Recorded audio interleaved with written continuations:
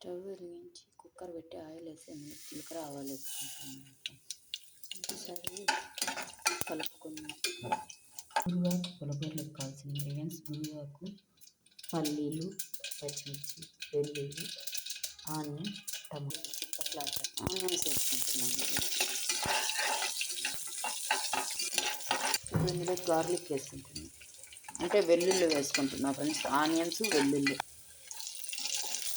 ఇందులో పచ్చిమిర్చి వేసుకుంది. 3 బాగా వేయించాక టమాటాలు వేసుకుంటాం. అలాగే ఇందులో టమాటాలు వేసుకుంటాం. చిన్న సైజు టమాటాలు 3, పెద్దదైతే 1. టమాటో ఫ్లేవర్ ఇష్టపడే వాళ్ళైతే కొంచెం ఎక్కువ వేసుకోవచ్చు. టమాటో ఇష్టపడని వారు స్కిప్ చేసేసి చింతపండు వేసుకోవచ్చు. ఇప్పుడు ఇందులో గురుగాకు వేసుకుంటున్నాం. ఇప్పుడు ఇదంతా కలుపుకున్నాం కలిసేలాగా.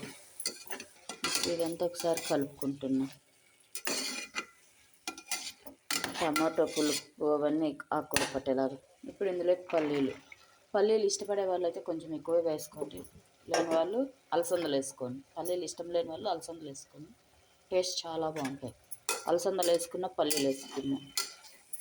ఉడికాక చూపిస్తాం. చిటికెడంత పసుపు, ధనియాల పొడి. పప్పులోకి కానీ పులగూరలోకి కానీ ధనియాల పొడి వేసుకుంటే టేస్ట్ చాలా బాగుంటుంది ఫ్రెండ్స్. ఒకసారి ట్రై చేసి చూడండి.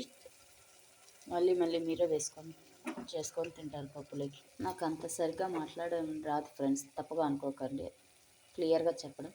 నచ్చితే చూడండి, లేదంటే స్కిప్ చేసేయండి. Thank you for watching. మళ్ళీ రేపటి వీడియోలో కలుసుకుందాం. మీ బంధుమిత్రులకు, మీ స్నేహితులకు, మీకు తెలిసిన వారికి షేర్ చేయండి. నచ్చితే లైక్ చేయండి. Please subscribe my channel friends.